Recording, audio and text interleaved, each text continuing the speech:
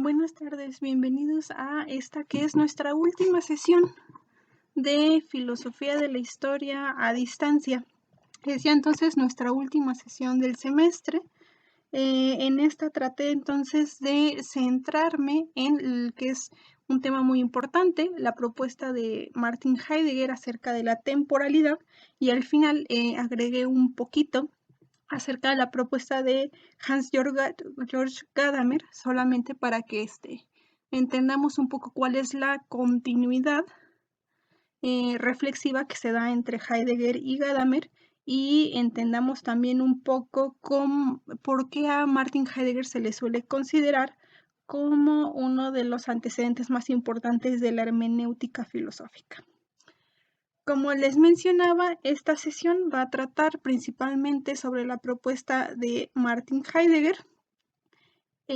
Este filósofo ya no lo estamos atendiendo desde la perspectiva de las dos vertientes de la filosofía de la historia, que era filosofía especulativa de la historia y filosofía crítica de la historia. Ya no estamos entonces en ninguna de estas dos vertientes. No pretendo situar a Heidegger como un exponente de alguna de estas dos vertientes, sino como un filósofo que de modo independiente está pensando sobre la temporalidad como una categoría fundamental para entender al ser y fundamental para entender los problemas propios de la filosofía occidental. Es decir, para Heidegger ya no va a ser el tiempo algo accesorio, solamente un elemento para entender nuestra realidad, uno entre muchos, sino que será precisamente esa categoría fundamental que nos va a permitir entendernos a nosotros mismos y entender nuestro lugar en el mundo. Como dije, entonces ya no estamos aquí en una filosofía especulativa de la historia que busca el sentido y finalidad última de la historia. No estamos ya en una filosofía crítica de la historia que versa sobre la historia como disciplina de investigación y se preocupa por su método, su objeto de estudio, etc. No, aquí estamos ya en una propuesta filosófica radical que piensa sobre el tiempo de modo explícito, no nada más como es superestructura de la realidad, sino como precisamente ese elemento que permite la autocomprensión y la comprensión del mundo. Como nosotros sabemos, Heidegger es uno de los filósofos más importantes del siglo XX. A partir de él viene una revolución en las distintas propuestas filosóficas, ayuda a que se dé el llamado giro cultural y el giro lingüístico. Es decir, todos estos movimientos que caracterizan a gran parte de las reflexiones filosóficas del siglo XX y que a partir de dichos giros, el cultural y el lingüístico, afectarán el modo en el que enfocamos, en el que aplicamos una perspectiva particular a todo problema filosófico. Las líneas de reflexión en las que se sitúa Heidegger primordialmente son las siguientes: la ontología, la semiótica y la hermenéutica.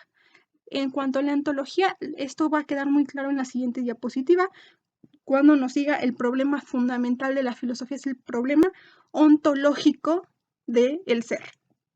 Aquí será importante que atendamos cómo está comprendiendo Heidegger a la ontología y que no estemos leyendo su propuesta desde lo que nosotros hemos visto en otros pensadores o en otras escuelas filosóficas. ¿Por qué? Porque Heidegger es famoso por atender al sentido de las palabras de un modo peculiar, siempre tratando de ir a lo más original del sentido, a lo más, originario sería del sentido, a lo que le es más propio, aquello que tiene que ver incluso con la etimología de los términos, y también es famoso por resignificar muchos términos de acuerdo a esa perspectiva que, como les dije, busca lo originario. Entonces, ontología, vamos a ver en la siguiente diapositiva, es aquí algo distinto de lo que nosotros solemos entender desde una línea aristotélico-tomista como la distinción entre ontología y metafísica. También lo ubicamos en la línea de la semiótica, aquella que pregunta por el sentido y significado de todo aquello a lo que se le puede, todo aquello que es considerado susceptible de interpretación. Es decir, no solamente los textos, los documentos escritos, sino también las palabras habladas, los gestos, los monumentos, los edificios, todo aquello que puede ser interpretado, comprender cómo se le atribuye sentido y significado, cuál es la relación entre sentido y referente, cuál es la relación entre sentido y contexto en el cual precisamente las cosas adquieren sentido. Todo esto que nosotros vimos, lo vimos en el seminario de expresión y creación textual. Nosotros tuvimos esa asignatura. Creo que sí la tuvimos. Y recuerden que habíamos ahí hablado de la semiótica, de la gramática, de la pragmática, de la semántica, etc. Y hablábamos de la semiótica precisamente como esa ciencia general sobre el lenguaje que se pregunta sobre todo por su sentido y significado. También en la próxima diapositiva vamos a ver cómo la pregunta por el sentido es precisamente la que enlaza a la semiótica y la ontología, porque vamos a preguntar por el sentido del ser. Y finalmente la hermenéutica, que ustedes saben está referida a este dios de la antigüedad griega, a Hermes, que era el dios que cumplía la función de ser mensajero entre los dioses y los hombres. A este al que se le representaba con alitas en los tobillos o con alas en un casco metálico que llevaba en la cabeza, representando precisamente su capacidad de movilidad. Hermes es precisamente este mensajero, este que traduce el mensaje del lenguaje divino, que es perfecto e inalcanzable para el hombre, a el lenguaje de los hombres, que es imperfecto y finito. Es decir, el problema de la interpretación, el problema de la traducibilidad, el problema del sentido también en última instancia.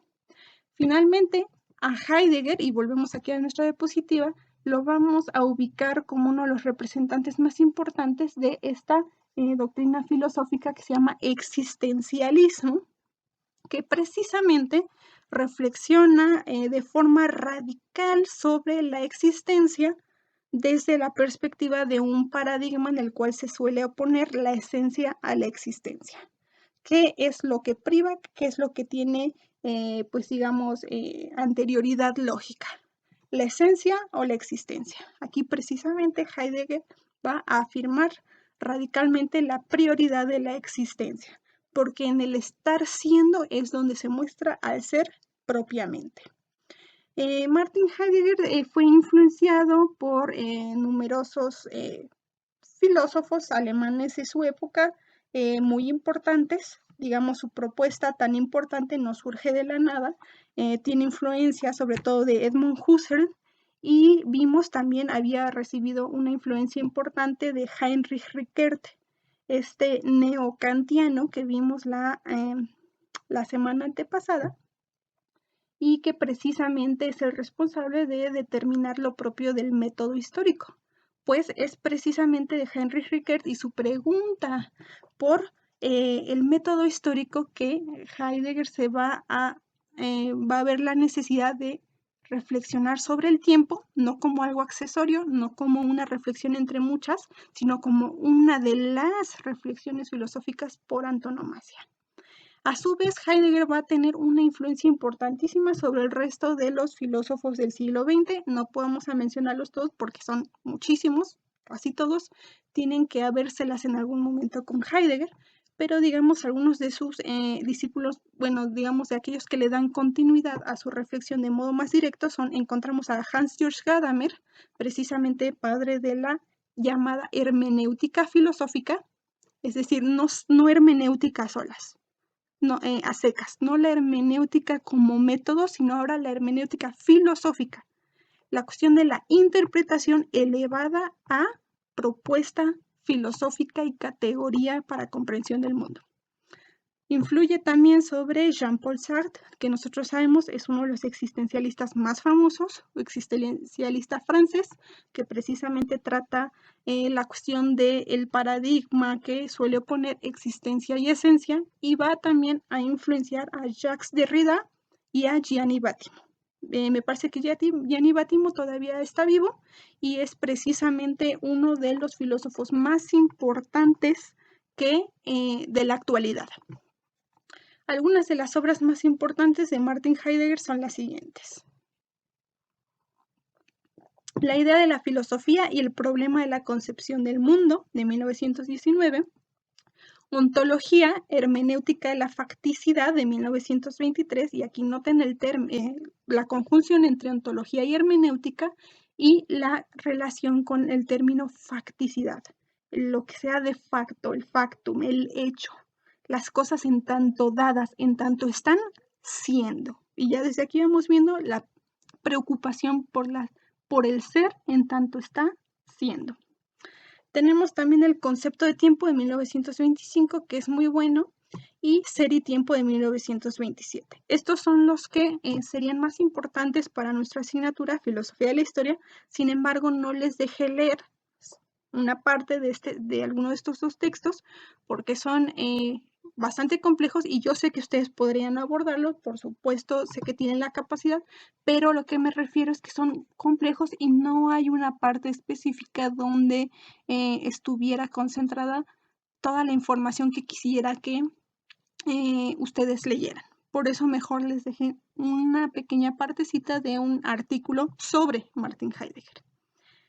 Heidegger también escribió de la esencia de la verdad. Vamos a ver también más adelante cómo esta camina de la mano del ser ahí, la verdad como desocultamiento o develamiento, de 1926, y finalmente Sendas perdidas o Caminos del bosque, de 1950, ya un texto posterior a la Segunda Guerra Mundial, ya que hubo ahí una relación conflictiva entre Martin Heidegger y el nacionalsocialismo, ya que, se trabajó de modo más o menos cercano con el régimen nacionalsocialista. Algunos dicen que por presión, por verse obligado, y otros porque en realidad había algo un poco en su propuesta filosófica que era acorde con ciertos elementos del nacionalsocialismo, sin que por esto se entendiera que había una completa adhesión a el proyecto del nacionalsocialismo.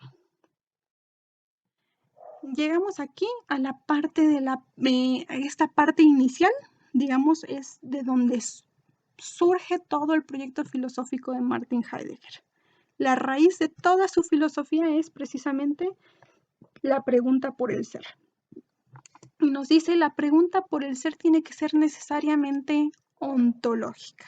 Preguntar por el ser en tanto está siendo. Y nos dice que la pregunta por el ser se presupone como la preocupación filosófica por excelencia. Es decir, es aquello que constituye lo propio de la reflexión filosófica. Los distintos problemas a los que atiende la filosofía, en última instancia, nos dirigen hacia la pregunta por el ser. Es la pregunta filosófica por antonomasia. Nosotros sabemos que ya la habían abordado numerosos filósofos de la naturaleza. Se preguntan precisamente por el principio principio último que ordenaba la existencia, aquello que precisamente explicaba el ser de lo que nos rodea. Sabemos que el problema del ser también lo abordaron Heráclito y Parménides en esta discusión que oponía ser y no ser. Sabemos que también este problema lo retoma Aristóteles, quien precisamente trata de conciliar entre esos dos polos, ser y no ser. Y lo que nos va a decir Martin Heidegger es la pregunta con la que nace la filosofía en la Grecia antigua, la pregunta por el ser. La vamos a encontrar como dotada de una gran importancia en Grecia y también en la cultura alemana. Aquí lo que encontramos sobre todo es una visión de Heidegger sobre el lenguaje como una herramienta pues muy clara, la herramienta más importante por medio de la cual se expresa la reflexión filosófica, y que por lo tanto el lenguaje en el que expresas esa reflexión va a determinar qué tan adecuada es la reflexión. Lo que piensa Heidegger es que el griego y el alemán son lenguas precisamente adecuadas para la reflexión filosófica y desgraciadamente también sostiene que hay lenguas que no son tan adecuadas para la reflexión filosófica por su imprecisión y por su ambigüedad. Él considera que el griego y el alemán son las más adecuadas, con exclusión de muchas otras. Y aquí pues encontramos uno de esos puntos por los cuales se suele pensar que pues en la propuesta de Heidegger hay ciertos tonos que enfatizan demasiado lo alemán y que tal vez lo llevaron a coquetear un poco ahí con el nacionalsocialismo. Finalmente, más adelante nos dice, y esto es muy importante, si bien la pregunta por el ser es lo característico de la filosofía, cuando hemos preguntado por el ser a lo largo de toda la historia de la filosofía, en realidad hemos contestado con el ente. La filosofía occidental se caracteriza por preguntar por el ser y contestar con el ente. Preguntar por qué las cosas son, por qué, cuál es aquello que determina la existencia de las cosas fácticamente, y solemos contestar con el ente, es decir, contestamos lo que las cosas, con las cosas que son, más que con su estar siendo. Preguntamos por nosotros mismos, preguntamos por nuestro ser y contestamos con una definición abstracta, formal, rígida y pasiva de lo que es el hombre. Y aquí entonces Heidegger está señalando un problema muy importante. Nos hemos centrado en las cosas que son y no en las cosas en tanto están siendo. Y no nos centramos tampoco en el estar siendo del que participan, es decir, el ser en última instancia. Nos hemos preguntado por el ser, pero contestamos inadecuadamente con otra cosa, con el ente. Preguntamos por el ser en tanto está siendo y contestamos con definiciones pasivas, inactivas, estáticas sobre la esencia de las cosas. A esto se refiere con que preguntamos por el ser y contestamos con el ente. Preguntamos por el ser que necesariamente tiene que estar siendo, que tiene que ser activo, que tiene que ser dinámico, y contestamos con la esencia de las cosas, que es pasiva y estática. Y aquí entonces encontramos un problema que va a caracterizar a toda la filosofía occidental. Una inadecuación entre su pregunta fundamental y las respuestas que históricamente se le han dado. Porque su pregunta fundamental es por el ser y todas las respuestas históricas han versado sobre el ente, sobre lo estático, sobre lo pasivo, sobre la esencia que no refiere a ningún ser en específico. Por eso Heidegger nos dice que la filosofía occidental se tiene que entender como la historia del olvido del ser, que en última instancia es el fundamento de los entes. Es decir, la filosofía occidental se caracteriza por una inadecuación entre su pregunta fundamental y las respuestas que históricamente se le han tratado de dar a esa respuesta, porque su pregunta fundamental versa sobre el ser y todas esas respuestas históricas se han centrado en el ente y no en el ser. Es decir, todas las respuestas que históricamente le hemos dado a esa pregunta por el ser a lo largo de las distintas épocas y regiones ha en realidad constituido un olvido del ser y una atribución de primacía al ente. Aquí Heidegger señala que nos encontramos ante el predominio del paradigma de la esencia sobre la existencia. Es decir, la filosofía occidental ha referido a este paradigma que opone esencia y existencia y le ha dado primacía a la esencia por sobre la existencia. Traten de pensarlo de este modo.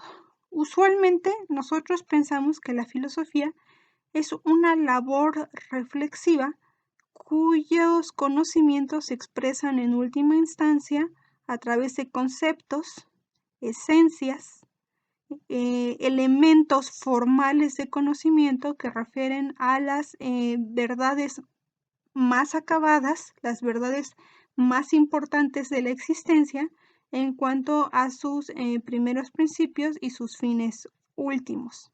Solemos pensar que la filosofía no tiene que centrarse específicamente sobre lo particular ni sobre lo histórico, es decir, que no debe versar primordialmente sobre lo determinado espaciotemporalmente, sino que tiene que realizar una labor de abstracción o de especulación sobre lo particular y espaciotemporalmente determinado para generar, ahora sí, conceptos, categorías, definiciones, esencias que son de carácter abstracto, es decir, que no están sujetos a ciertas coordenadas espaciotemporales que no están determinadas históricamente, culturalmente, sino que son válidas para todo tiempo y todo espacio. Un ejemplo lo podemos colocar en la reflexión sobre el hombre. Filosóficamente queremos entender lo que somos, queremos autocomprendernos, queremos entender a ese ser que determina nuestra existencia fáctica y nuestro desenvolvimiento en el mundo. Queremos comprendernos en tanto ser.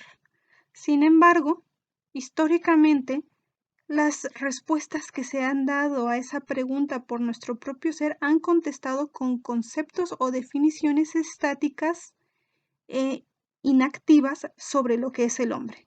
Definiciones que nos dicen que sí y que no es el hombre, que se constituyen sobre la base de las notas comunes, de los elementos universales que comparten todos los seres humanos particulares. El concepto hombre reúne entonces los elementos comunes, las notas básicas de lo que es el hombre, goza de cierta universalidad, pretende hablar de lo que es el hombre en todo tiempo y en todo espacio, pero a final de cuentas termina por no referir a los hombres de carne y hueso que se ubican necesariamente en coordenadas espaciotemporales. Aquí nos encontramos frente a algo que puede sonar paradójico. El concepto de lo que es el hombre pretende abarcar al hombre en todo tiempo y todo espacio, pero a final de cuentas no nos dice nada que agote lo que es el hombre concreto, necesariamente situado en coordenadas espaciotemporales. Nos dice algo sobre el hombre, pero solamente de modo superficial, y no nos permite comprender al ser del hombre en tanto está haciendo. Y ahí está lo más importante. El concepto hombre deja fuera muchos elementos y muchas aristas de la existencia humana que son importantísimas para entender lo que el hombre es en tanto ser. El concepto hombre reduce la complejidad y la dinamicidad del ser el hombre a notas básicas y elementos comunes que se predican de todos los seres humanos, pero que a final de cuentas no terminan por referir a ninguno de ellos. Esto es muy importante para entender por qué históricamente la filosofía ha dado preeminencia a la esencia sobre la existencia. Se ha pensado que la esencia es el fundamento de las cosas en tanto existen y que anteceden lógicamente a la existencia. Pues aquí Heidegger va a poner en duda esta atribución de preeminencia a la esencia y va a señalar, en realidad, si nos fijamos en lo que hacemos verdaderamente al momento de filosofar, nos daremos cuenta que atendemos primero a la existencia y a partir de lo que existe fácticamente determinamos las esencias. Es decir, Heidegger va a buscar atribuir preeminencia a la existencia por sobre la esencia. Y por eso se le considera uno de los representantes más importantes del existencialismo, que considera la existencia a lo dado de facto en tanto está siendo y existiendo como el objeto directo de la reflexión filosófica, que es el medio o el puente para ahora sí reflexionar sobre lo formal, sobre la esencia, sobre lo abstracto y sobre los primeros principios y los fines últimos, pero sin ignorar que la existencia es precisamente ese elemento con el cual nos tenemos que enfrentar necesariamente para pensar cualquier objeto de reflexión. Ahora bien, aquí lo importante es que si nos estamos preguntando por el ser en tanto está siendo y estamos tratando de evitar el reducir el ser a ente, es decir, estamos evitando el estatizar a lo dinámico, preguntar por el ser y contestar con definiciones fijas e inamovibles, tenemos que preguntarnos por el ser de modo dinámico, atendiendo precisamente a su estar siendo. Por eso nos va a decir Heidegger que el ser es indefinible por sí mismo y que solo es susceptible de ser captado cabalmente por medio de su sentido. El ser es indefinible por sí mismo porque siempre está siendo en cierto ámbito, en cierto contexto o en cierto escenario, por así decirlo. De tal modo que tiene que referir a ese ámbito, a ese contexto para poder ser entendido y definido. Solo se capta cabalmente por medio de su sentido, es decir, en tanto está siendo y en tanto está siendo en cierto ámbito o cierto contexto como habíamos referido. Aquí vemos entonces una expresión de esa reflexión heideggeriana cercana a la semiótica. Recuerden, la semiótica que se pregunta por el lenguaje, sobre todo en referencia al sentido y el significado, pues aquí nos está diciendo ese problema primordial y el problema por excelencia de la filosofía tiene que responderse atendiendo a su sentido. El modo de captar al ser de acuerdo a su sentido tendrá que pensarlo como ser en tanto siendo, es decir, referido a su aspecto dinámico. Y entonces aquí tendremos que referirnos a la temporalidad. La temporalidad es la estructura en la que se manifiesta el ser.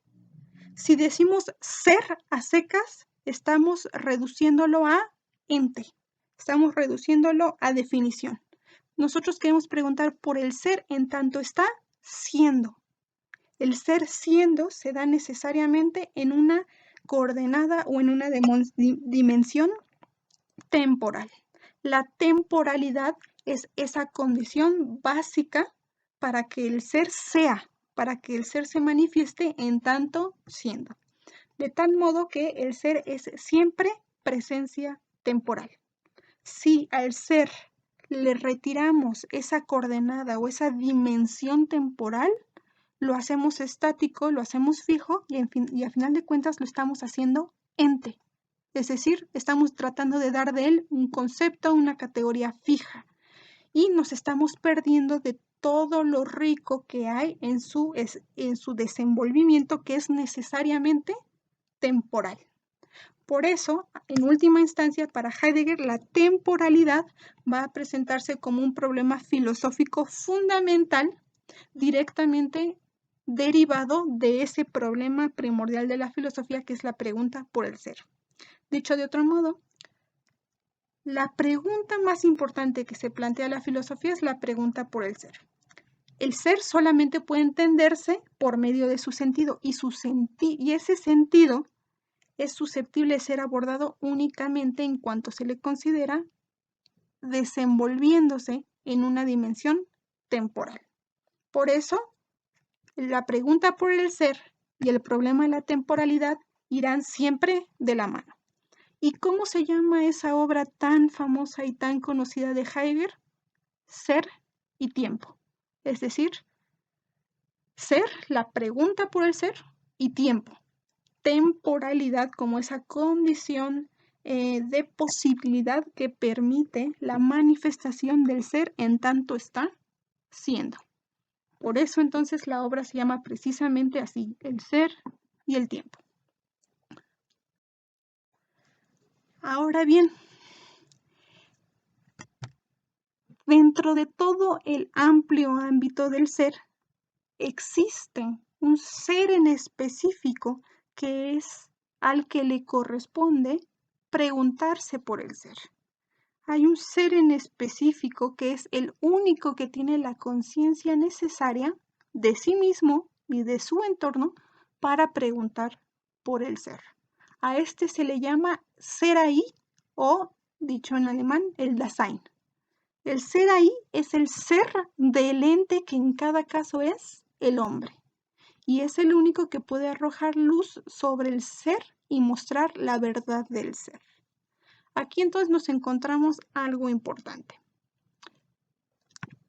Hay un ser en específico que es el único capaz de arrojar luz sobre el sentido del ser y permitir el desarrollo filosófico de la toma de conciencia sobre el propio ser y sobre el entorno. Respecto a la pregunta por el ser ahí es el que puede preguntar y puede comprender al ser por estar abierto a él y por su conciencia de ser ahí y de su finitud. El ser ahí es ser en tanto está siendo.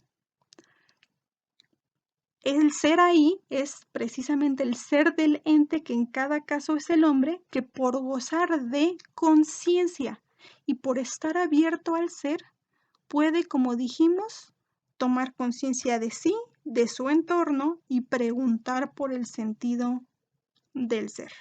Ningún otro ser en tanto siendo puede hacerlo. Los animales que son entes, cuyo fundamento está en un ser, no se preguntan por el ser. Nosotros somos los únicos que nos podemos preguntar por el sentido del ser. Sin embargo, aquí hay que tener mucho cuidado de no identificar ser ahí con hombre, porque ser ahí refiere al ser en tanto está siendo, en tanto dinamicidad y temporalidad, mientras que cuando decimos hombre estamos refiriendo a un ente. Hombre es un ente, estamos refiriendo a un concepto, una definición. Lo propio es decir que el ser ahí es el ser del ente que en cada caso es el hombre. Es decir, es el ser que funge como fundamento de un ente que es temporal, que se muestra aquí como particular y que en cada caso se muestra como hombre.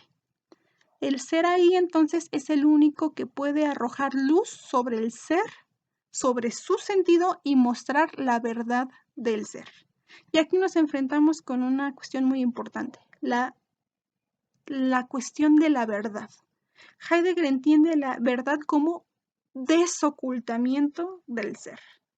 Y nos dice que en toda investigación, en toda reflexión por parte del ser ahí, lo que se da es una labor de ocultamiento y desocultamiento del ser. ¿A qué se refiere con esto? A mí me gusta poner un ejemplo para hacerlo más claro. Imagínense que en este momento donde usted, espero que en este momento sea de noche cuando están oyendo este video, imagínense que se va la luz y quedan ustedes en la penumbra, en la oscuridad total. Van a el cajoncito del mueble que tienen al lado y de ahí toman una linterna. Con esa linterna empiezan a alumbrar su entorno y empiezan a identificar dónde se encuentran las cosas, dónde está la puerta, dónde están los muebles, etc. Sin embargo, no pueden alumbrarlo todo. Alumbran, develan o desocultan solamente una parte a la vez. Y esto es lo que nos está diciendo Heidegger. La investigación del ser ahí, del ser del ente que en cada caso es el hombre, en su investigación y en su reflexión, muestra la verdad o desoculta al ser, siempre ocultando otra parte. Alumbra solamente una parte del ser, lo devela, pero al hacer esto oculta otras partes. Con su linterna apuntan hacia la puerta y saben ya dónde se encuentra para poder salir, pero después quieren tomar su celular, mueven la linterna hasta encontrar su celular, lo toman y se dirigen a la puerta. Pero en esa acción, en ese movimiento, ustedes dejaron de alumbrar la puerta y alumbraron el celular. Ocultaron la puerta y desocultaron el celular. Después regresan a alumbrar la puerta y entonces ocultan el celular y desocultan la puerta. El hombre, bueno, una disculpa. El ser del ente, que en cada caso es el hombre, es decir, el ser ahí, está consciente de su finitud. Su capacidad de investigación y de reflexión es imperfecta, finita. Por eso no puede desocultar al ser por completo, ni desocultarlo de modo inmediato, sino de modo mediado. Necesita de herramientas, necesita de reflexión, necesita del diálogo con nosotros para poder ir desocultando al ser. Pero como dijimos, ese desocultamiento no es total. Al alumbrar una parte, desocultar una parte, oculta otra. Al alumbrar la puerta, ocultamos el celular y al alumbrar el celular, ocultamos la puerta. A esto se refiere entonces Heidegger. La capacidad de investigación y reflexión del hombre es finita, no puede desocultar al ser por completo ni de modo inmediato, sino que lo va haciendo, por así decirlo, por partes y de modo esforzado y conjunto con otros seres similares a él. La verdad entonces es desocultamiento del ser que al desocultar o alumbrar una parte oculta otras. Por eso, el trabajo del hombre para conocer el sentido del ser es siempre trabajoso, esforzado y, sobre todo, histórico. No lo puede realizar un solo ser ahí, sino que tiene que ser producto de la labor de varios seres ahí.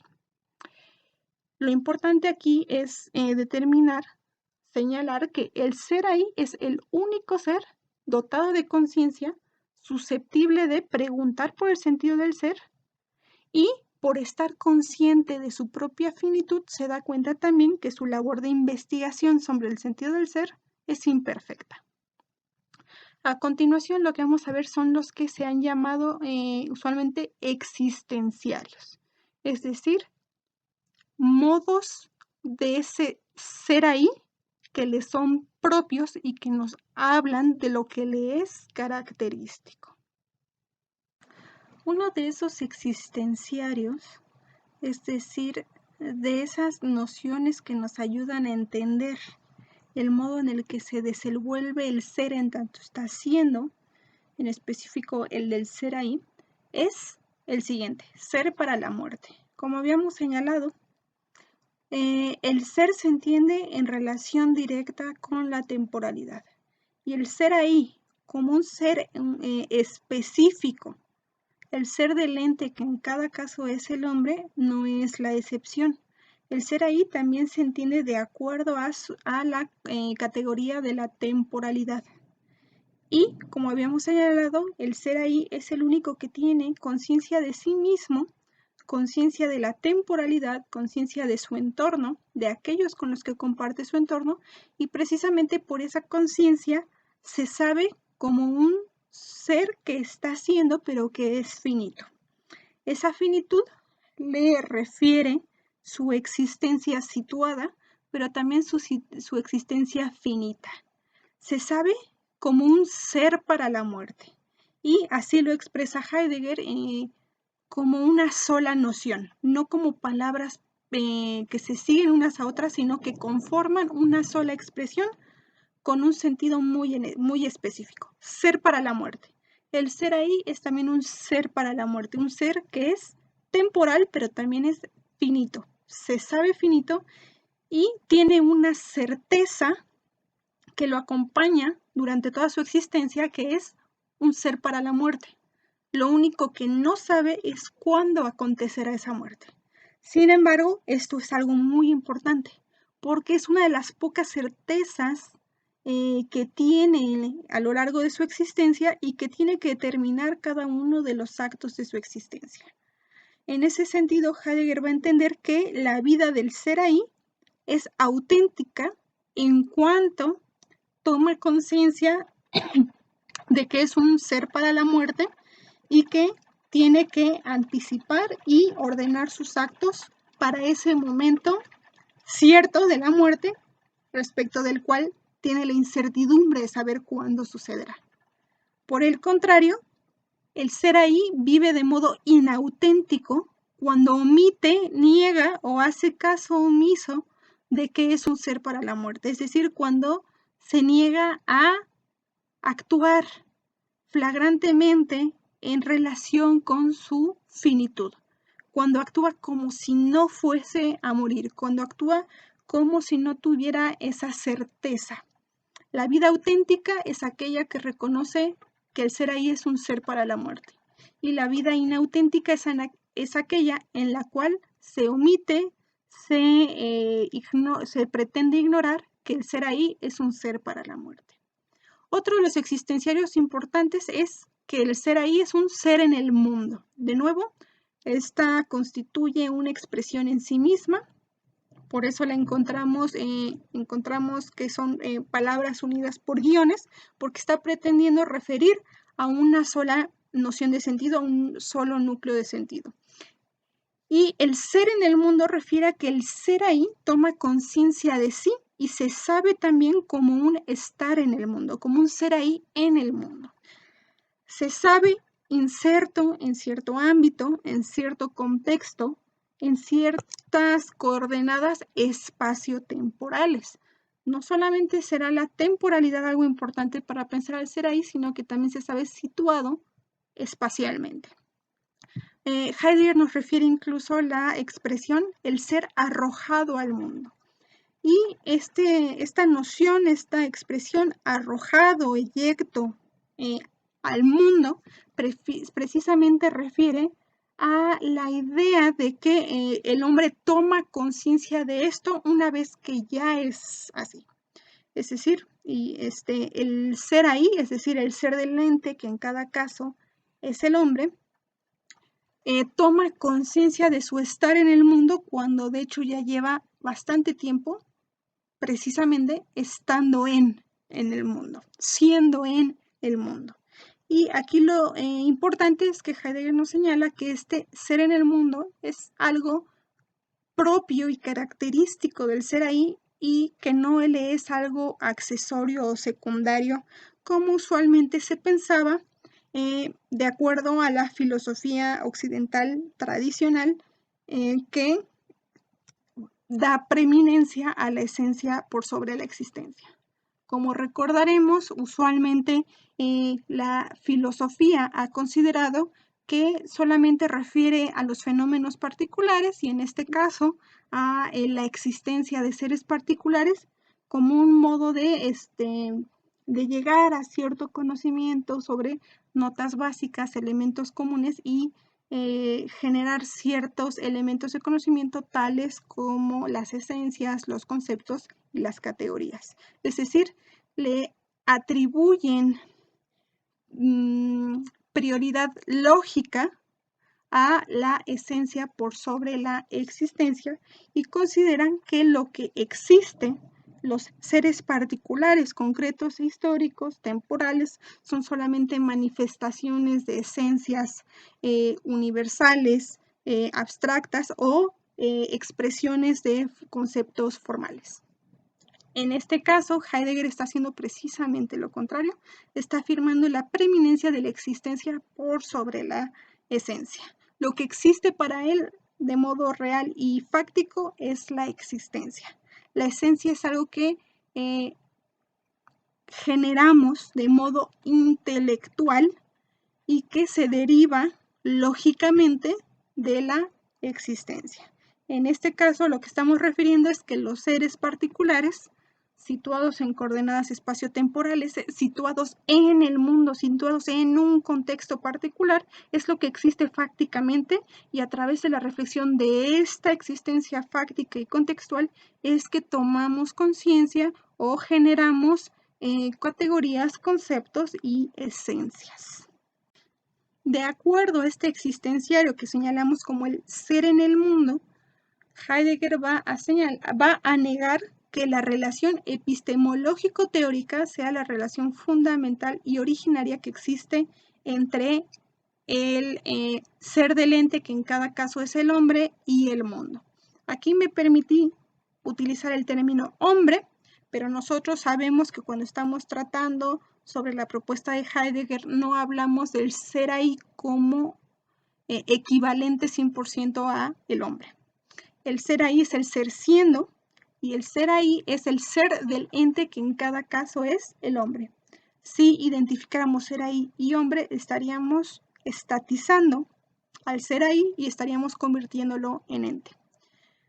En este punto lo que nos refiere Heidegger es que la relación entre el ser ahí y el mundo en el cual se encuentra inserto no está dominado por una relación o por un afán epistemológico teórico. El ser ahí está abierto a su entorno de un modo tal que no quiere nada más conocerlo. Tiene respecto a lo que le rodea numerosas actitudes. Quiere conocerlo, pero también tiene emociones respecto a él, tiene sentimientos respecto a él, imagina ciertas cosas. El afán de conocimiento es uno muy importante en la relación entre el ser ahí y el entorno en el que se sitúa, pero no es el único. También nos señala que va a rechazar la oposición entre sujeto y objeto, que se considera como la relación que expresa el proceso de generación de conocimiento. Nosotros ya sabemos esto, porque lo hemos visto ya en otras sesiones y seguramente en otras asignaturas, que el proceso generador de conocimiento refiere a una relación básica entre el sujeto y objeto, entre el sujeto que quiere conocer y el objeto al que se pretende conocer. En esta relación lo que encontramos es una polarización, la expresión de dos polos, de dos realidades, sujeto y objeto, como si estuvieran separadas y tuviéramos que garantizar el puente entre ellas, como si ese puente no estuviese dado y tuviéramos que construirlo. Pues cuando Heidegger se refiere que uno de los existenciarios del ser ahí es precisamente el ser en el mundo, lo que está señalando es que no hay necesidad de religar sujeto y objeto. No hay que religar al ser ahí y el entorno en el que se sitúa, porque estos están ligados de modo indefectible. Ser ahí, como el término lo indica, es el estar siendo en un ámbito o en un contexto específico, en el ahí. Uno de los existenciarios importantes, como dijimos, es el ser en el mundo. El ser ahí está siempre inserto en un contexto, en un ámbito que es el que constituye su mundo o el área en el que realiza efectivamente sus actividades existenciales. Heidegger entonces va a rechazar la oposición tajante entre sujeto y objeto, porque nos dice no hay tal división tajante. No hay que construir el puente entre sujeto y objeto. ¿Por qué? Porque el ser ahí necesariamente, por su propia definición, en tanto está siempre siendo en el mundo. Con esto está realizando una crítica, pues en general, a gran parte de la tradición epistemológica occidental, que presupone que el problema del epistemológico, que el problema del conocimiento, parte precisamente de esa oposición, de esa distinción entre sujeto y objeto, y lo que pretenden hacer es explicar cómo construir una relación entre sujeto y objeto. Heidegger, como dijimos, no presupone esa distancia entre sujeto y objeto, considera que se encuentran en relación íntima, constante e innegable, y con eso dijimos está criticando a gran parte de la tradición epistemológica occidental, y en particular está criticando la propuesta epistemológica de Descartes, quien fue uno de los primeros que con su duda metódica separó al hombre del mundo, casi de modo irreconciliable. Y esto lo podrán ustedes recordar precisamente de aquella obra en la que nos refiere que tiene que poner en duda todo aquello que percibe a través de los sentidos, puesto que no está seguro que estos se estén refiriendo efectivamente al objeto del modo que se le presentan, y empieza a poner en duda cada uno de los, por así decir, niveles o pisos del edificio de la ciencia. Va quitando cada uno de esos niveles, de esos pisos, en tanto va poniendo en tela de juicio los contenidos de esos niveles, llega a la base, la fortalece y vuelve a reconstruir el edificio de la ciencia. Eso es lo que hace Descartes.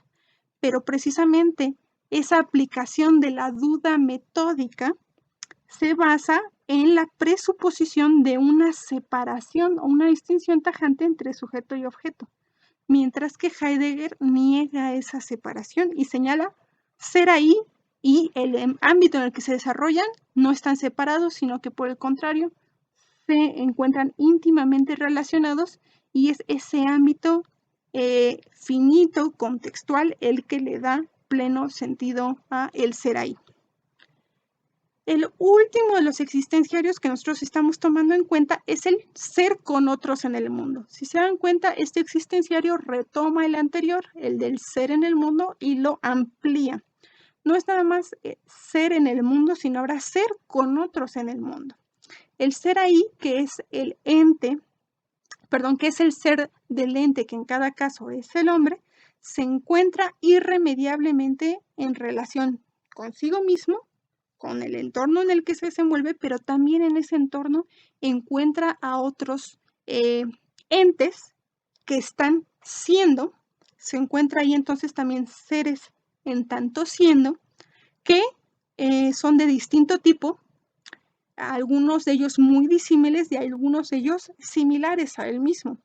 Entre todos esos entes existen algunos que también participan del ser en tanto ser ahí como él. Es decir, encuentra que también hay seres que le son fundamentalmente idénticos, similares, y sabe que con ellos puede establecer cierto tipo de relaciones muy peculiares, porque ellos, al igual que él, también tienen conciencia de sí mismos y del entorno.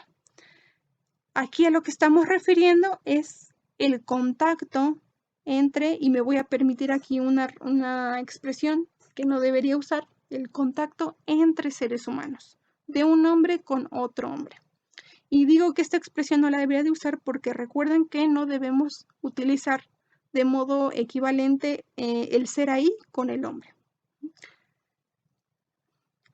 Parte importante de por qué es fundamental el tomar conciencia de la existencia de otros seres ahí es que con ellos va a poder entiende que comparte el mismo mundo, y se da con ellos un encuentro recíproco.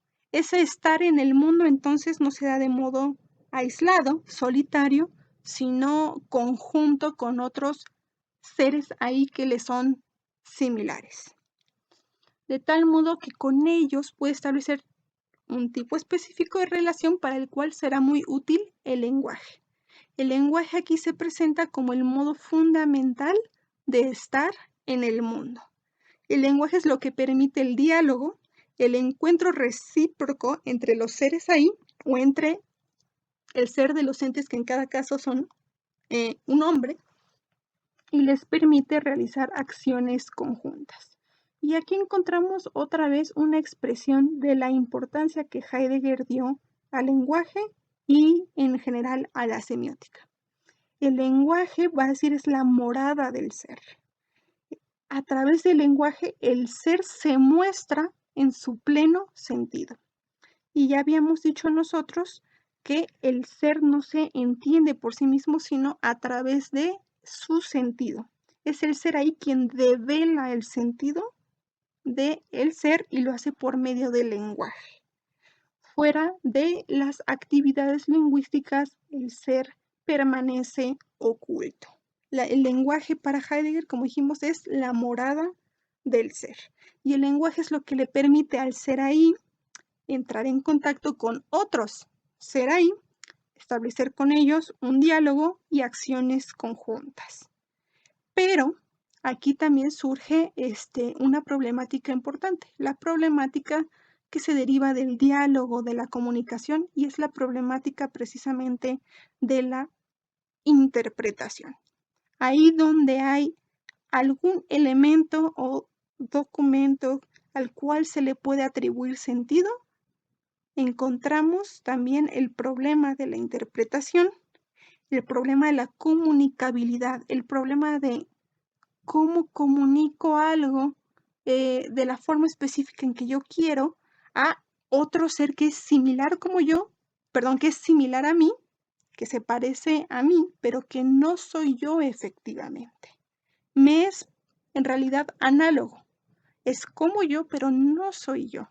Y en tanto no soy yo, hay ahí una problemática específica respecto a la comunicabilidad y la interpretación. Tengan este punto en cuenta porque va a ser precisamente el que va a indicar el engarce o el punto en el cual se dará la continuidad entre la propuesta de Heidegger y la de Hans-Georg Gadamer, que dijimos es el padre de la hermenéutica filosófica.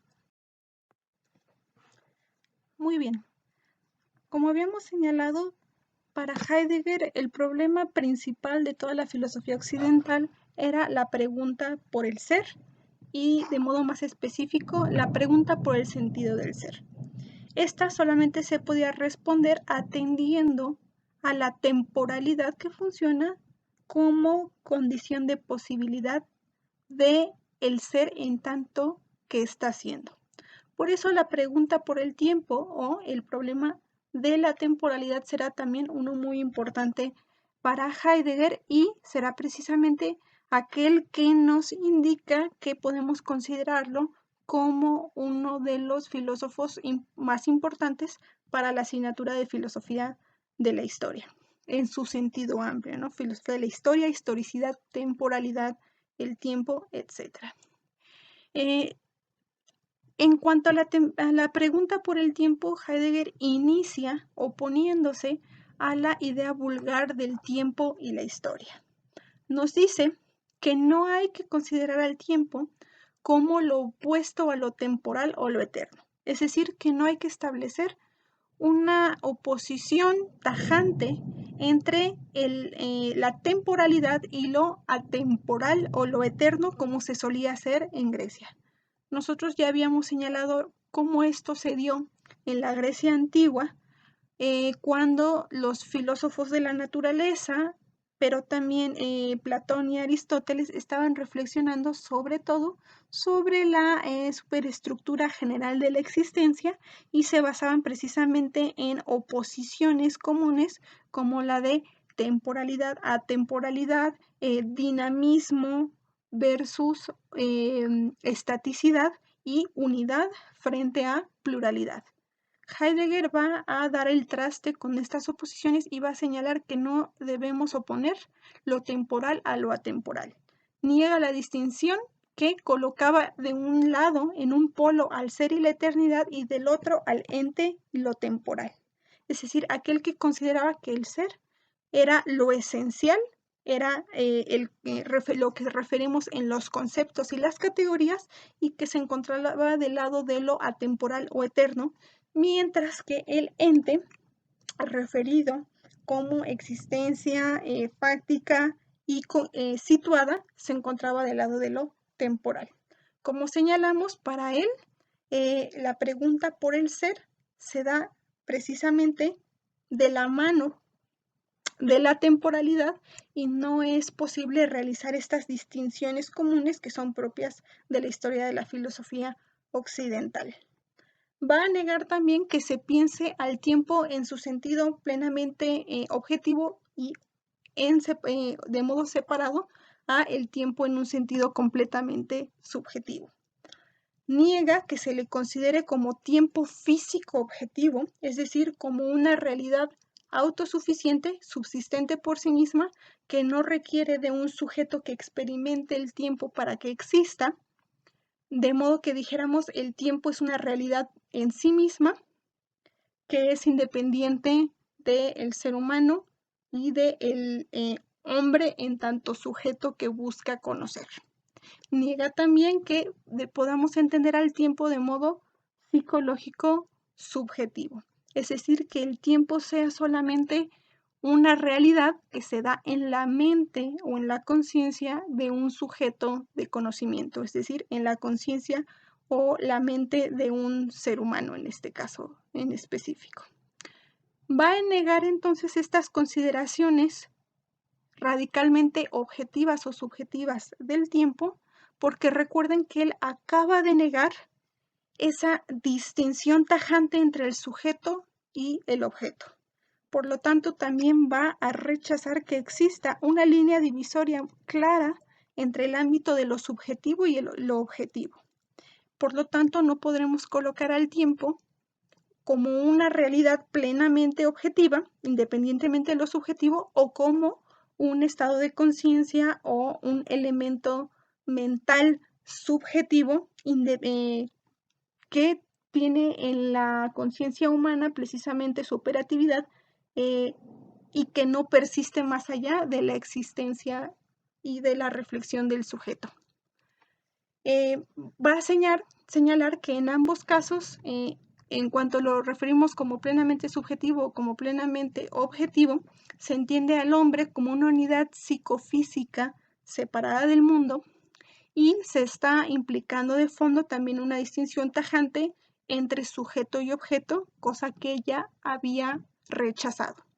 No existe para él esta distinción tajante entre sujeto y objeto, no existe tampoco la separación clara entre lo subjetivo y lo objetivo y por lo tanto no podemos referir al tiempo únicamente a uno de los dos polos. Por el contrario, sujeto y objeto en la propuesta de Heidegger están íntima y plenamente unidos.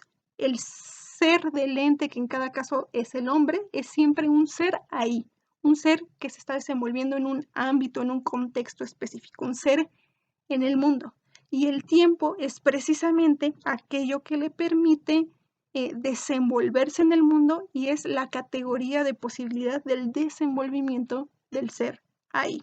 Sé que esto puede sonar un poco complicado, un poco redundante, pero es necesario que quede claro que para Heidegger no hay distinciones tajantes entre el ser ahí y el mundo, sino que por el contrario, la idea misma de ser ahí nos indica que es un ser en el mundo, un ser que está situado en coordenadas espaciotemporalmente específicas. Va a rechazar también que podamos entender al tiempo como una sucesión lineal de instantes, es decir, como una consecución de momentos que se van dando de modo uniforme, constante, homogéneo y también irreversible. Es decir, que podamos hablar de momentos específicos, periodos perfectamente delimitables del tiempo que se suceden unos a otros de modo irreversible y que en cuanto han pasado ya han dejado de ser y que ya no tienen pues un efecto cabal en el presente, por así decirlo. Va a rechazar toda esta concepción del tiempo y también va a rechazar la posibilidad de medir, bueno, de distinguir tajantemente los momentos del tiempo y medirlo arbitrariamente. Esto lo estoy representando en la imagen que tenemos de su lado izquierdo, inferior, como estos nombres, estos títulos con los que hemos referido a distintos momentos de la historia y que muchas veces lo que implican es la imposición de un criterio tajante que nos dice a partir de tal fecha ya no estamos hablando de la Edad Media, sino que ya es la Edad Moderna y a partir de tal suceso inicia propiamente la Edad Contemporánea. Heidegger estará entonces en contra de esta periodización tajante del tiempo y de esta concepción del tiempo como algo lineal que avanza ordenadamente, edad antigua, media, moderna y contemporánea, y que no hay influencia de los momentos pasados sobre los momentos posteriores, de tal modo que la edad antigua, media y moderna no tuvieran influjo ni efecto alguno en la edad contemporánea. Por el contrario, él va a sostener que todos aquellos momentos, instancias del tiempo que podamos considerar, están jugándose constantemente en el presente. También va a rechazar una idea común de la historia. Va a rechazar que podamos entender a la historia como una ciencia o disciplina de investigación que estudia al pasado en tanto muerto y terminado por completo. Es decir, que estudia al pasado como a una pieza arqueológica que se desempolva, se desentierra y que podemos tratar de modo completamente objetivo. Niega que la historia entonces estudia el pasado muerto, el pasado por así decirlo, pasivo, como un mero objeto de nuestra representación. Por el contrario, va a señalar que hay plena influencia de lo que ya ha acontecido en el momento presente. Niega también que la disciplina histórica considere al pasado como completamente subsumido al presente y que solamente se considere a al presente, como lo único realmente existente. Es decir, rechaza la noción según la cual el investigador situado en el presente es el único que determina o realiza juicios sobre el pasado y que el pasado por su parte no influye o tiene efecto alguno sobre el presente y sobre las acciones del investigador que busca estudiarlo. Esto se va a clarificar de modo más claro en la diapositiva siguiente. Ya que atendimos a la crítica heideggeriana, a la noción común o vulgar del tiempo, vamos a atender ahora a su propuesta específica y propia, su noción del tiempo originario. Originario en el sentido de que va de la mano con el ser en tanto está siendo y representa precisamente esa condición de posibilidad para que se origine, para que se desenvuelva el ser. Para Heidegger no existe tal cosa como los momentos perfectamente delimitados del tiempo. No existe tal cual el pasado, el presente y el futuro en tanto cosas que ya no son actualmente y todavía no son. Es decir, rechaza la idea de que el pasado es aquello que ya no es, el pasado como algo muerto y pasivo. Rechaza también la noción del presente como lo actual y lo único que existe con independencia de el pasado y el futuro. Y niega también la concepción del futuro como lo que todavía no es y que por ende no tiene efecto en nuestro presente. Por el contrario, va a pensar a la temporalidad como una unidad de la realidad que no tiene periodos o momentos perfectamente delimitados, establecidos tajantemente, sino que se influyen mutuamente. Él va a utilizar los siguientes términos. En vez de pasado, va a utilizar el término losido. En presente es el término que permanece. Y en vez del término futuro va a utilizar la expresión el advenir. De tal modo que nos quedan estos, losido, el presente y el advenir.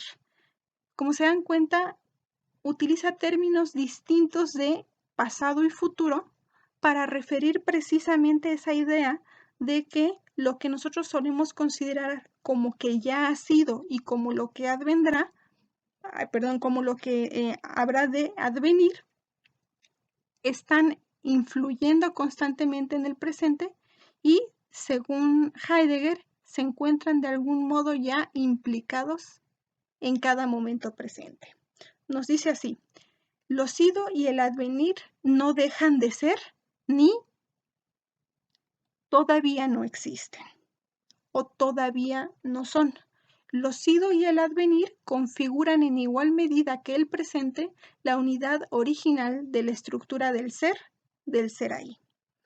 Es decir, que los ido y el advenir gozan de igual valor e igual importancia en la constitución de esa estructura originaria del ser que es propia del ser ahí.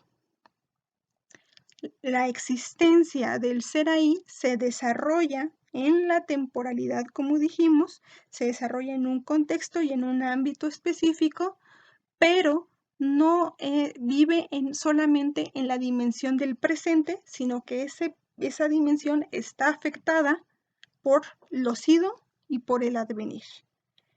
El ser ahí precisamente por aquello que lo caracteriza, que es la toma de conciencia, se hace plenamente consciente de lo sido y el advenir y toma en cuenta que esto está jugándose e implicándose constantemente en cada momento de su presente. Estas tres dimensiones, lo sido, el presente y el advenir, se encuentran en mutuo alcance entre sí y no se anulan unas con otras. Por el contrario, lo sido, por así decir, para referir al término vulgar, el pasado, se sigue jugando en el presente y el presente está preparando para el futuro y se desenvuelve en relación con cierta previsión de lo que todavía está por venir. El ser histórico originario será precisamente el ser ahí. Dijimos, es el ser específico dentro de toda la complejidad del ámbito del ser que tiene precisamente la conciencia necesaria para preguntar por el sentido del ser y abrir al ser. Así lo expresa Heidegger, la apertura del ser. Solo el ser ahí, es decir, el ser del ente, que en cada caso es el hombre, es primariamente el ser de un ente histórico. Los demás entes participan de lo histórico únicamente de modo secundario. De todo el amplio y complejo ámbito del ser, es solamente el ser ahí, es decir, el ser del ente que es el hombre, el que goza del pleno estatus histórico. Todo lo demás, todo lo que lo rodea, todos los demás seres que se encuentran en su entorno, adquieren ese carácter histórico de modo secundario y mediado a través de la historicidad y temporalidad del ser ahí. Es el ser ahí el que toma conciencia del tiempo, conciencia de lo sido, del presente y del advenir, y predica la temporalidad de los seres que le rodean. Y nos dice así, ¿no? Entonces, esto depende del hecho de que el mundo ha sido originalmente abierto por el ser ahí. El ser ahí es el que originalmente pregunta por el sentido del ser y el que se da cuenta que para tratar sobre el sentido del ser es necesario referir a la condición de posibilidad de este, que es la temporalidad. Lo histórico originario, entonces, no es el pasado como objeto de nuestra representación, sino el ser ahí. Y aquí Heidegger nos está diciendo algo muy importante. Usualmente, en la filosofía e incluso en la disciplina de investigación que es la historia, se consideraba que el elemento histórico por antonomasia era el pasado. El pasado es aquello que precisamente se entiende de acuerdo a un contexto temporal que ya ha sido y por tanto se revela como plenamente histórico. Sin embargo, lo que aquí está señalando y lo que está develando Heidegger es que el pasado, y en este caso lo sido, no es el ser histórico originario, no es el ser histórico por antonomasia. El ser histórico es el ser ahí, y es precisamente el ser ahí el que predica la temporalidad de lo sido, el presente y el advenir. Es el ser ahí el que toma conciencia de que hay ciertos eventos y elementos que están en lo sido, pero que se siguen jugando en el presente. El ser histórico, entonces, por antonomasia, es el ser ahí, el ser del ente que en cada caso es el hombre. Y tenemos como último punto la cuestión de la propiedad.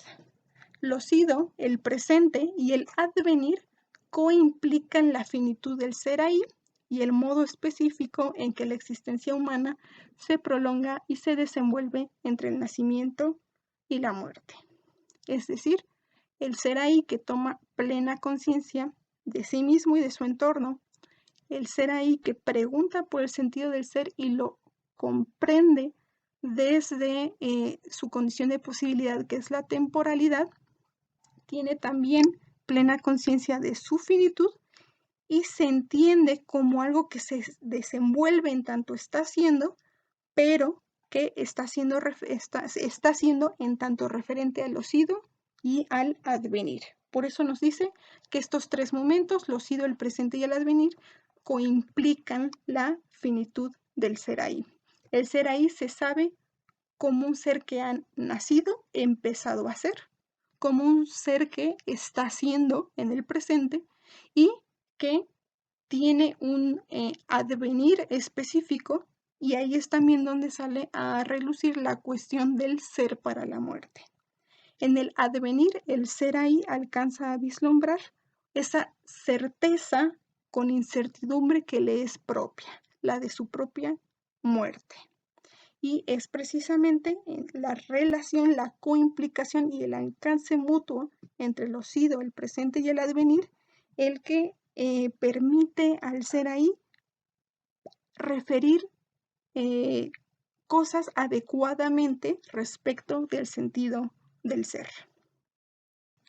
Es precisamente el existenciario, ser para la muerte, el que manifiesta más claramente que los distintos momentos o aspectos de la temporalidad no refieren a periodos perfectamente delimitados y tajantemente separados entre sí, sino a momentos del tiempo que se influyen y se alcanzan mutuamente.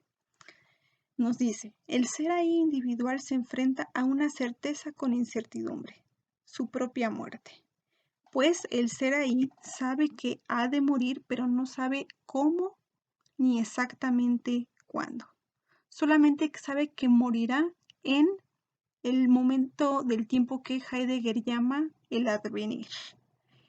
Es precisamente esta toma de conciencia de la propia finitud y de la propia muerte, como dije, la que manifiesta más adecuadamente cómo un momento del tiempo, el advenir, influye en el presente a pesar de que plenamente todavía no es. Este existenciario, ser para la muerte, también nos permite contextualizar la reflexión filosófica de Heidegger. Como ustedes notaron en las primeras diapositivas, la gran parte de su obra la realizó durante la primera mitad del siglo XX. Esta se caracterizó precisamente por importantes eventos bélicos de gran violencia y en los que se dieron numerosos actos inhumanos. Se dio la Primera Guerra Mundial, el llamado momento entre guerras y finalmente la Segunda Guerra Mundial. Como les había señalado, existe todavía la polémica bastante viva acerca de la relación que existió entre Heidegger y la oficialía del nacionalsocialismo. A pesar de esta cercanía, no se puede negar que Heidegger reflexionó importantemente acerca de la violencia, de los actos bélicos y de la pérdida de sentido que venía junto con la guerra. A esta reflexión sobre el ser para la muerte se le considera como una reflexión evidentemente de posguerra.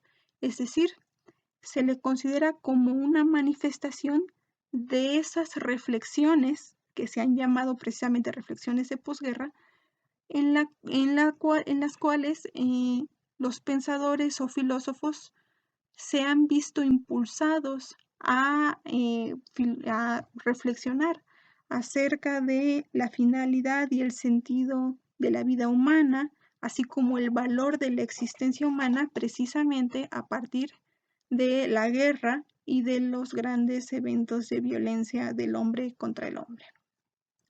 Heidegger también es un filósofo que reflexionó sobre la muerte como un destino individual, como destino individual del ser ahí. la cual le provocaba gran angustia y desesperación. Es precisamente también la reflexión sobre la angustia, la desesperación, la asidia, la melancolía, reflexiones características del existencialismo. De esta corriente, más bien esta doctrina filosófica que atribuía primacía a la existencia sobre la esencia y que precisamente atendiendo a la existencia humana en su sentido radical, en la evidencia de sus conflictos, se veía impulsada a analizar estos fenómenos de la angustia y de la desesperación que precisamente en los cuales se jugaba el valor de la existencia humana. Y finalmente, como habíamos señalado, es precisamente el existenciario de ser para la muerte el que nos refiere a la reflexión sobre la existencia auténtica o inauténtica del ser ahí. Si el ser ahí vive su presente de acuerdo o en consonancia con esa certidumbre, con incertidumbre que es su propia muerte y que se encuentra en el advenir, lleva a cabo una vida auténtica. Por el contrario, si el ser ahí conduce su presente como si no tuviese plena conciencia de esa certeza con incertidumbre, como si nunca fuese a morir, como si estuviera negando aquello que se encuentra en el advenir y que es de lo poco que está plenamente consciente que sucederá, está llevando a cabo una vida inauténtica. Finalmente, tenemos una última noción que es de las más importantes en la reflexión, en la filosofía de Heidegger, y es uno de sus aportes más importantes, la precomprensión. Como el nombre lo señala, la precomprensión refiere a esos elementos previos que posee el ser ahí para realizar a cabo la operación de la comprensión. Nos dice así: todo lo que el ser ahí elabora en su estar en el mundo está afectado por las características de ese mundo. El ser ahí es necesariamente y por naturaleza un ser situado, un ser condicionado por los eventos y características de su contexto, de su estar ahí. Es un ser condicionado, situado y determinado por estos elementos previos propios de su mundo. Esos elementos serán precisamente los que afecten su interpretación y comprensión de todo aquello que se le presente en los distintos casos. Nos dice Heidegger, el ser ahí no conoce partiendo de cero, no se enfrenta a aquello que desconoce y que busca comprender como si fuese una hoja en blanco. Por el contrario, el ser ahí está condicionado y cargado de ciertos elementos de conocimiento que le sirven como herramientas o como instrumentos para interpretar y enfrentarse a aquello que desconoce. Esas herramientas e instrumentos son precisamente sus presupuestos o prejuicios. Usualmente nosotros pensamos a los prejuicios como si fuese algo negativo. Le atribuimos a los prejuicios una connotación negativa. Cuando señalamos que alguien es prejuicioso, estamos señalando que tiene actitudes inadecuadas, actitudes que no deben de ser. Consideramos usualmente que los prejuicios son ideas preconcebidas que aplicamos a la interpretación de fenómenos presentes y que no tienen nada que ver con esos fenómenos y que es inadecuado aplicarles esas ideas preconcebidas. Pues por el contrario, Heidegger sostiene que los prejuicios han de interpretarse, en este caso, de modo positivo, es decir, atribuirles una connotación positiva según la cual los prejuicios son precisamente esas herramientas, esos elementos de conocimiento que nosotros nos hemos formado en otro momento, que de los que nos hemos hecho a lo largo de nuestra formación y que nos sirven precisamente como instrumentos para la interpretación y comprensión de aquello que se nos está presentando en cierto momento. Sin embargo, señala que estos son a la vez límites en nuestra experiencia y condiciones de posibilidad de nuestra comprensión del mundo y de los otros. Como toda herramienta, nos ayuda a hacer cosas, pero no tiene una aplicabilidad universal, no nos sirve para hacer todo. Una herramienta nos ayuda a realizar cierta operación, pero no sirve para realizar todas las operaciones posibles. Por lo tanto, esos presupuestos o prejuicios en tanto herramientas son condición de posibilidad para la comprensión del mundo, de los otros y de nosotros mismos, pero son también limitantes. Es decir, no nos sirven para comprender las cosas de modo absoluto. En la comprensión se da un develamiento, un desocultamiento del ser, cuando vamos comprendiendo ciertos aspectos de nuestro contexto, pero como ustedes recordarán, al desocultar cierta parte, ocultamos otra. Por eso, los presupuestos o prejuicios funcionan como condiciones de posibilidad, pero también como límites de nuestra comprensión e interpretación. Esa comprensión e interpretación va a versar no solo sobre nosotros mismos al autocomprendernos, sino también al comprender al mundo y a aquellos otros seres que se encuentran en ese mundo con los que compartimos el mundo, que son similares a nosotros, que son análogos a nosotros. Y ahí estamos refiriendo a el existenciario ser con otros en el mundo. Establecer un diálogo con esos seres que son análogos a nosotros y con los que podemos atender precisamente a la labor de determinar el sentido del ser.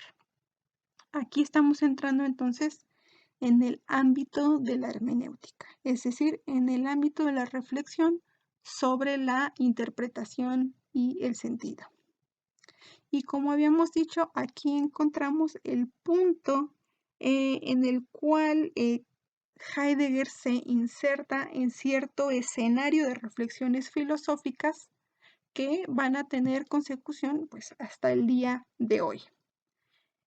Heidegger, por medio de esta propuesta, por medio de la noción de precomprensión, se va a insertar en una tradición de pensamiento que se ha llamado usualmente hermenéutica.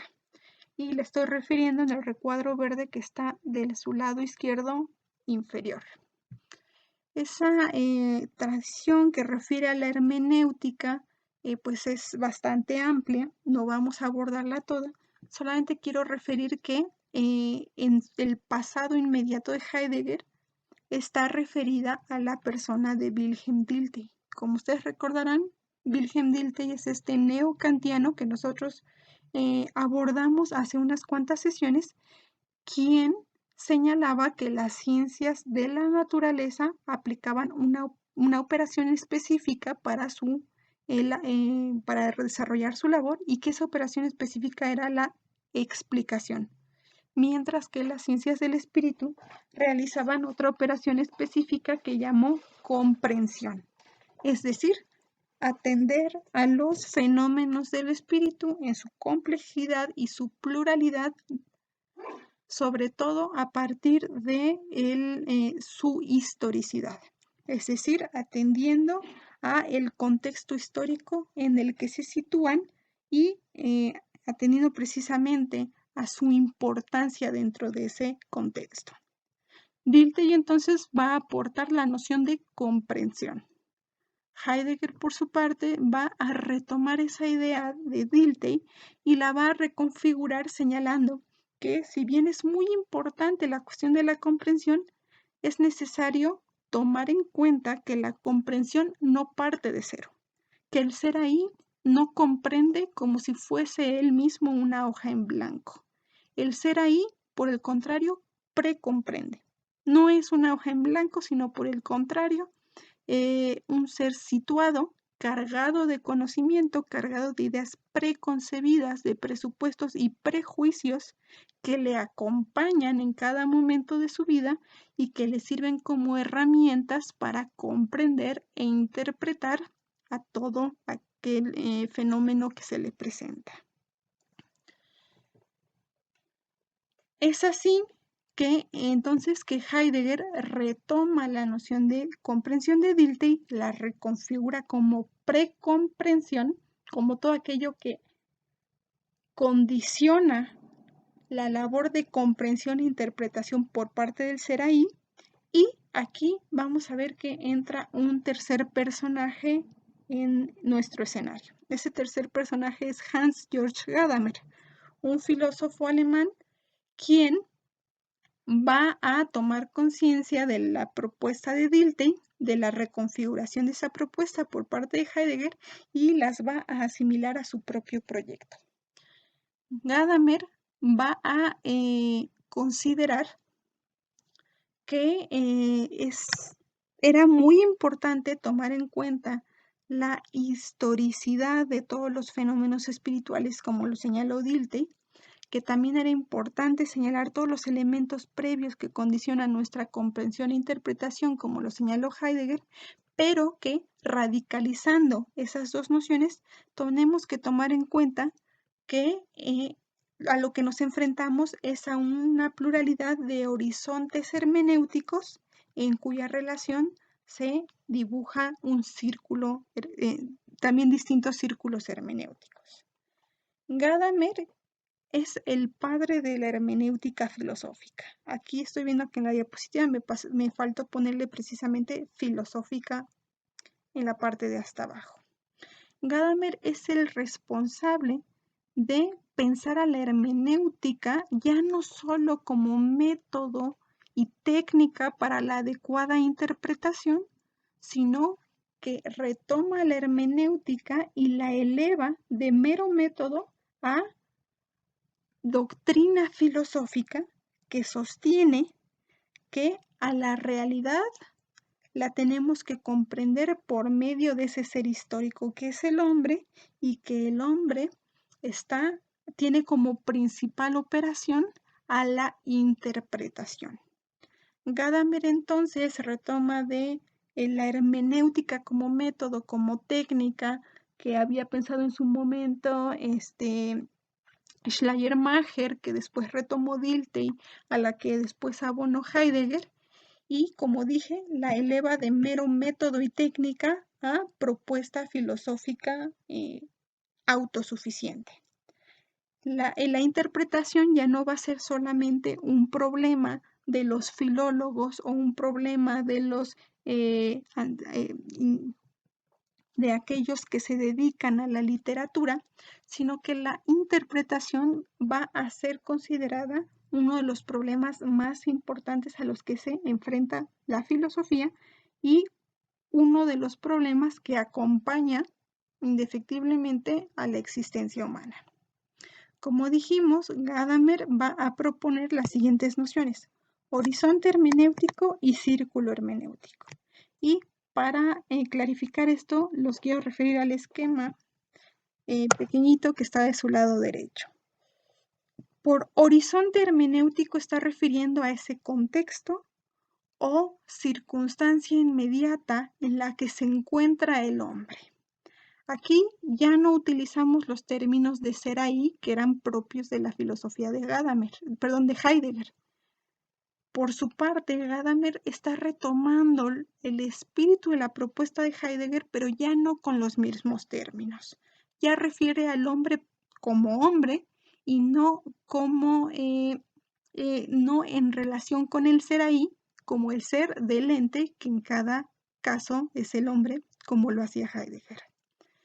Para Gadamer, los horizontes hermenéuticos, dijimos, son precisamente esos ámbitos o contextos que acompañan al hombre a donde quiera que vaya y en las distintas épocas de su vida.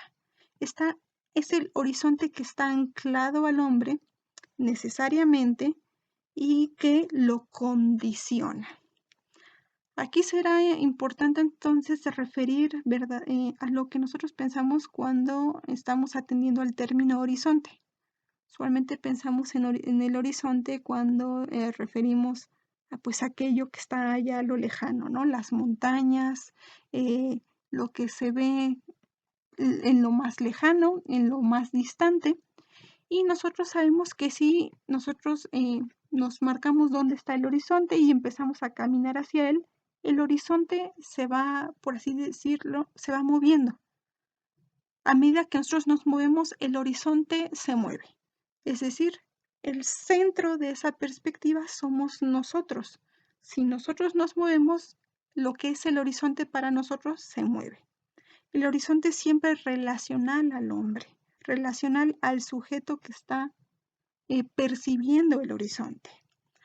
Y a esto me refiero con estos pequeños circulitos que tienen del lado derecho. La carita feliz, pues obviamente es el ejemplo de un hombre concreto, un hombre de carne y hueso, cuyo contexto, circunstancia o círculo efectivo de experiencias es referido como un horizonte hermenéutico. Y si él se mueve, el horizonte se mueve. Si el hombre atraviesa por distintas épocas, el horizonte también cambia levemente, pero va teniendo ciertos elementos que se quedan anclados al hombre. Es decir, las distintas circunstancias de su horizonte hermenéutico influyen al hombre, influyen al sujeto de conocimiento y precisamente le van a servir como esas herramientas para futuras operaciones de comprensión e interpretación. Este es el modo en el que Gadamer retoma la noción de precomprensión de Heidegger, pero ahora reformulada como horizonte hermenéutico. Todo ese ámbito de experiencias efectivas que nos afectan, que nos corresponden y nos influyen y que nos van dando herramientas para enfrentarnos a los distintos eventos de las distintas épocas de nuestra vida y que son también nuestras condiciones de posibilidad para la interpretación y los límites de nuestra interpretación. ¿Por qué? Porque todo aquello que está fuera de nuestro horizonte hermenéutico nos es conflictivo. Y esto es lo que estoy tratando de señalar con el otro circulito con una carita feliz. Ese otro circulito está referido a otro sujeto interpretante u otro sujeto que busca comprender el mundo. Estos se encuentran en, pues digamos, horizontes hermenéuticos distintos. Son entre sí diferentes, pero para que puedan comunicarse algo, para que puedan establecer algún puente de comunicación, tienen que coincidir en cierto modo. Y ese punto de coincidencia es lo que estoy representando gráficamente con la parte que se intersecta entre los dos círculos. Esa parte que se intersecta, que nos queda como un pequeño óvalo muy delgadito, es precisamente aquello que comparten los hombres concretos y que permite la comunicación. Todo lo que es propio de su horizonte hermenéutico que no está en esa intersección es lo que no comparten, lo que los distingue. Los horizontes hermenéuticos de los distintos seres humanos son entre sí análogos, es decir, en parte iguales y en parte distintos. La parte en la que son distintos está aquí representada por el área del círculo que no se intersecta con el otro círculo.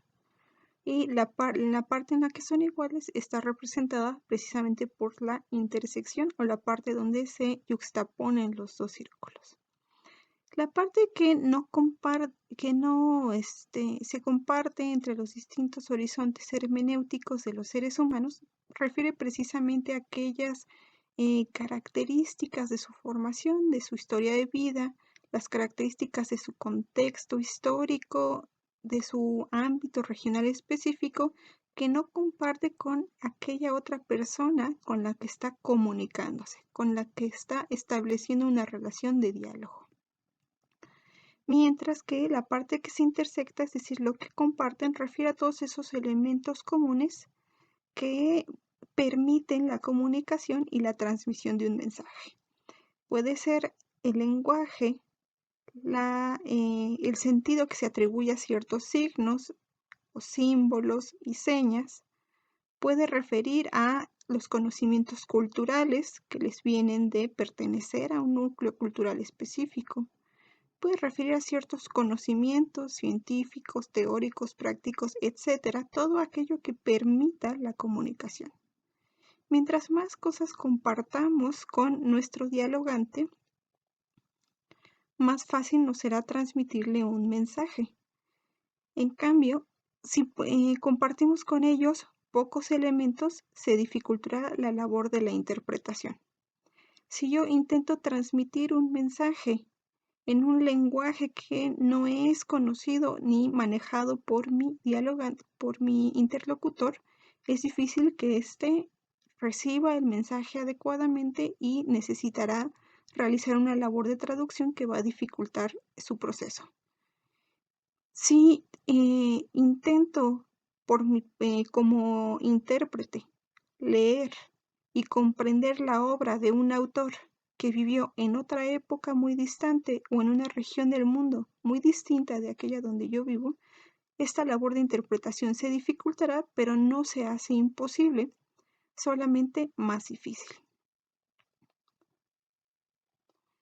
Es precisamente la comprensión de los horizontes hermenéuticos como análogos, en parte iguales y en parte distintos, los que nos indican claramente el carácter problemático de la cuestión de la interpretación. En toda labor de interpretación, debido a esos elementos comunes, es posible la transmisión de un mensaje, pero debido a esos elementos divergentes que no se comparten, la interpretación luce como algo problemático que requiere de una labor de investigación, de una labor de análisis, que aún así no siempre llega a darse de modo completo.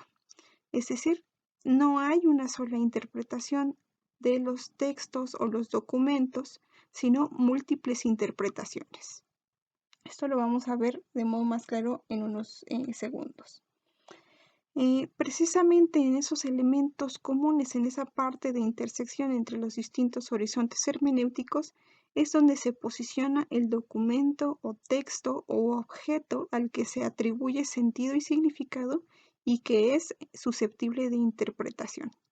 Dentro de estos documentos, e incluso también dentro de aquello a lo que podemos atribuir el nombre texto, se encuentran distintas manifestaciones objetivas, tales como escritos, palabras, gestos, señas manuales, pero también estatuas, pinturas, edificios y distintos objetos o herramientas creadas por el hombre con una intención en específico. Documento o texto es entonces todo aquello a lo que podemos atribuir sentido y significado, que es también objeto susceptible de interpretación. Y aquí entra en escena la noción de círculo hermenéutico.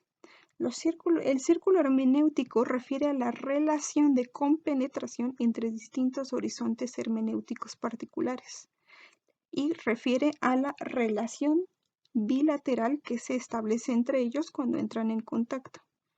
En el diagrama que tenemos del lado derecho están representados el círculo hermenéutico está representado por estas flechas de color verde que describen en un primer momento una trayectoria que va de un horizonte hermenéutico a otro y más adelante otra flecha que describe una trayectoria en sentido inverso.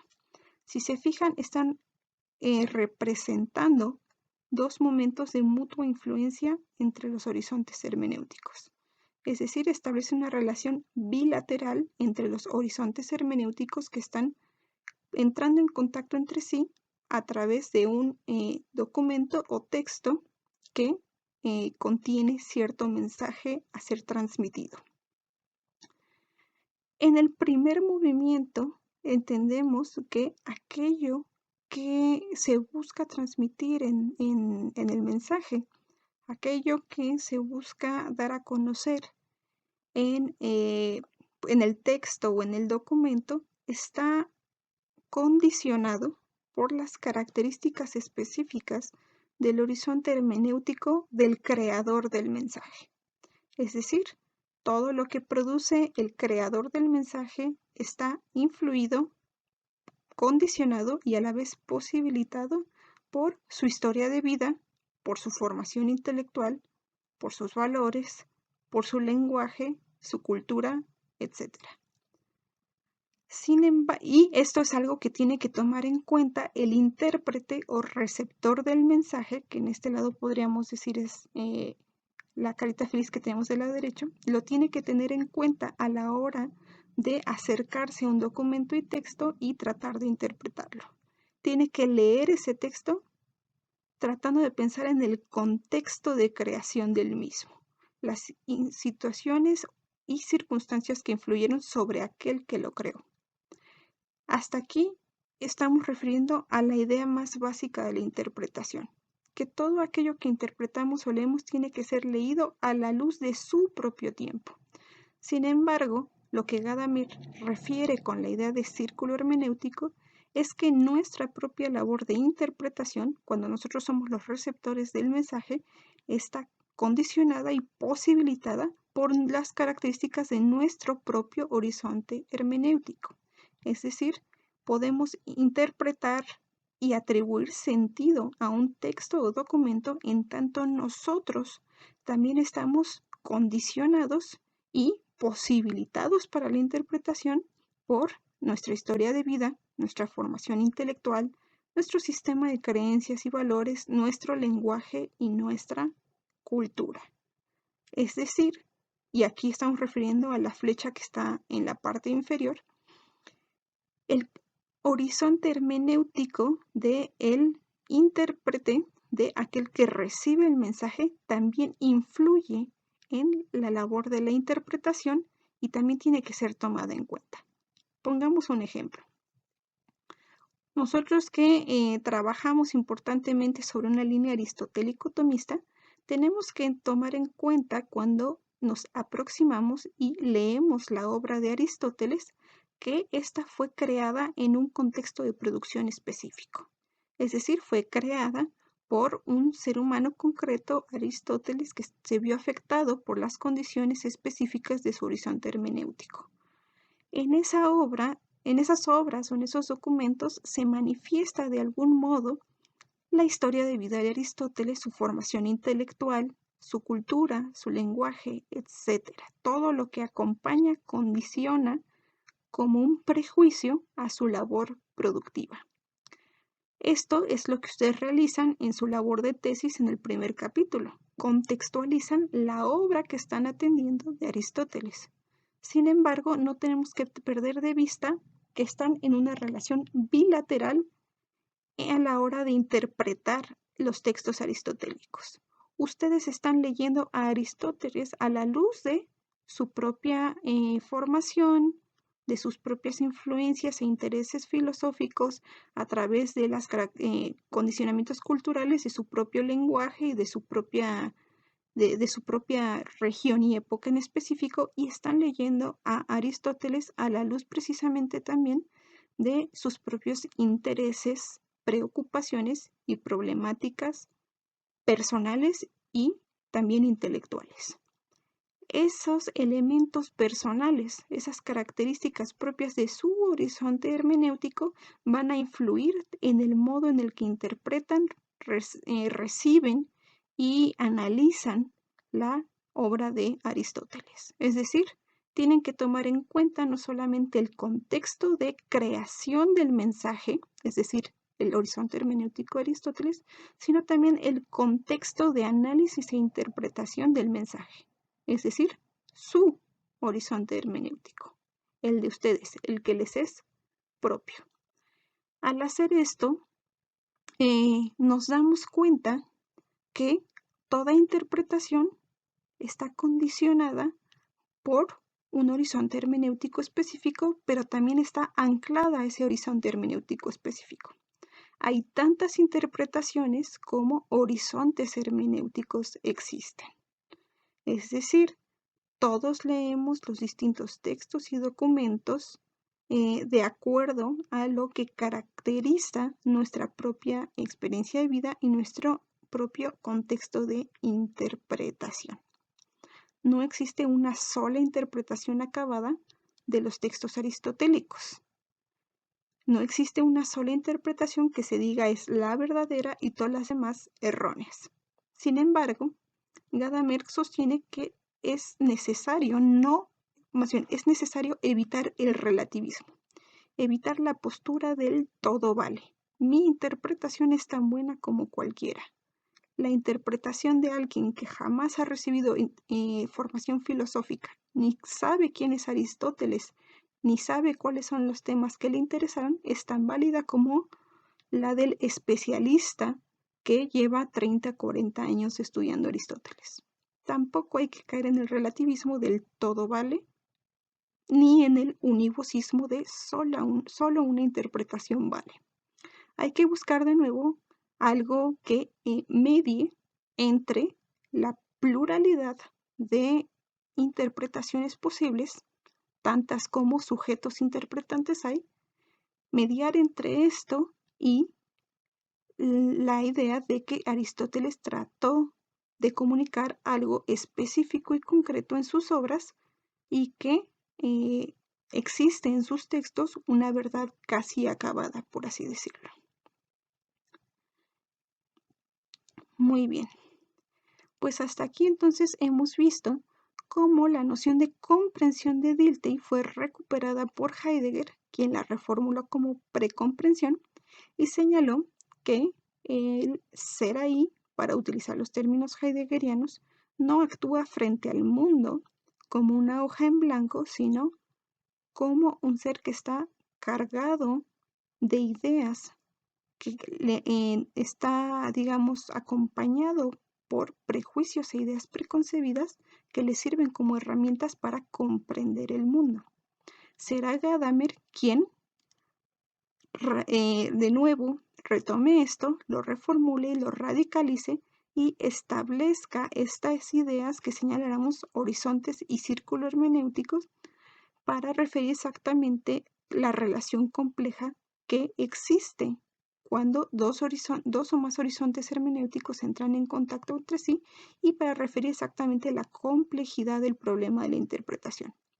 Como dijimos anteriormente, Gadamer va a retomar lo que anteriormente era solamente una cuestión de técnica o de método, a la hermenéutica, y la va a elevar a la categoría de propuesta o doctrina filosófica autosuficiente, la hermenéutica filosófica.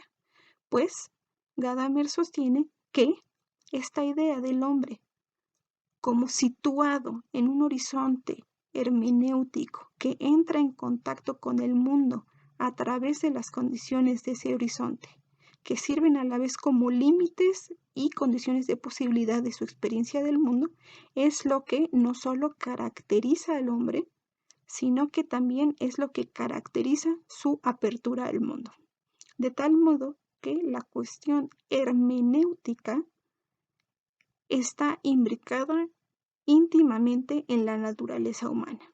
Toda concepción, la concepción antropológico-filosófica de Gadamer entiende al hombre como un ser primordialmente interpretante, un hombre que mira y trata de comprender al mundo a través del filtro de su propio horizonte hermenéutico.